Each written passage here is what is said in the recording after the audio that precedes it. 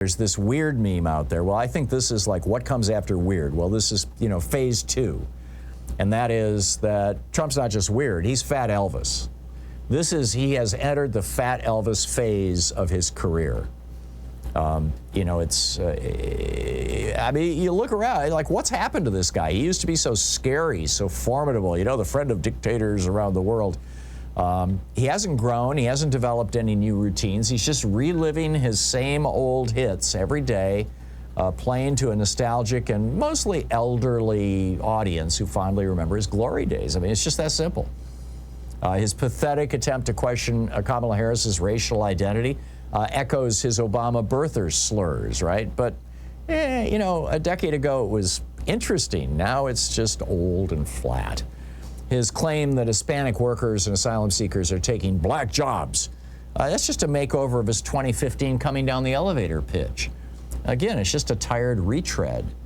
His forcing Republicans in the House to vote against the border bill that James Langford, the Ohio Republican in the Senate, crafted, just shows what a hypocrite he is. His newest fundraising grifts, he's now selling gold tennis shoes, bloody-eared bobblehead dolls, and he raised the Mar-a-Lago entrance fee for, hangers-on and spies up to $1 million.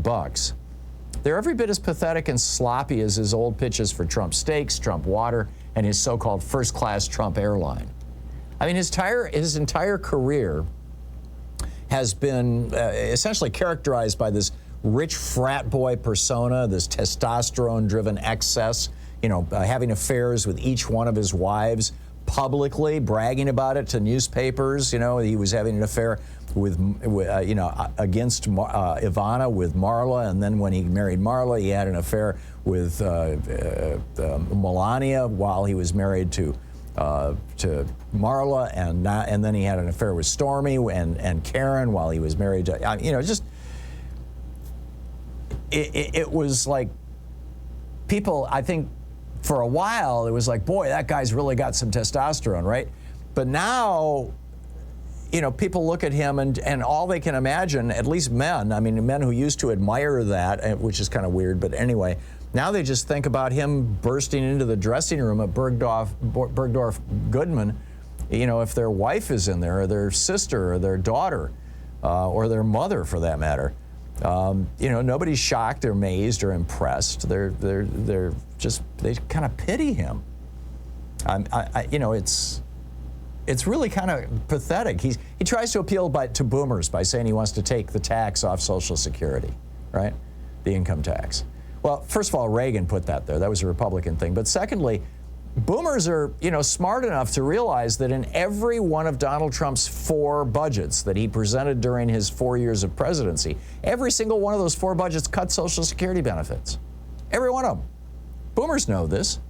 He thinks he can ingratiate himself with Jews by saying that Kamala Harris hates Jews. She's married to a Jewish man. When that didn't work, he tried sucking up to Benjamin Netanyahu. In fact, both of these guys are just trying to stay out of prison.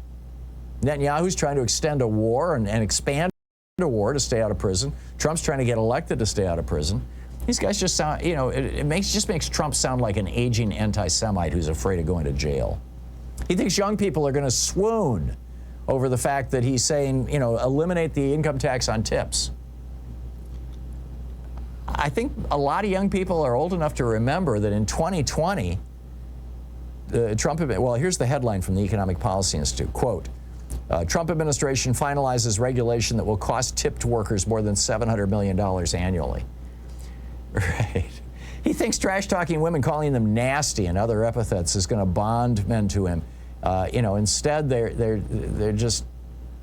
it seems creepy. In each one of these efforts to break apart America, to appeal to specific groups, to pit us against each other, Trump is ignoring what Americans really want, which is a concern for the emotional, the physical, and the fiscal health of our entire country. I mean, his saying that he wants to pardon the rioters who tried to murder 140 cops and did kill 3 of them. It just makes him look like an aging mob boss who hates cops.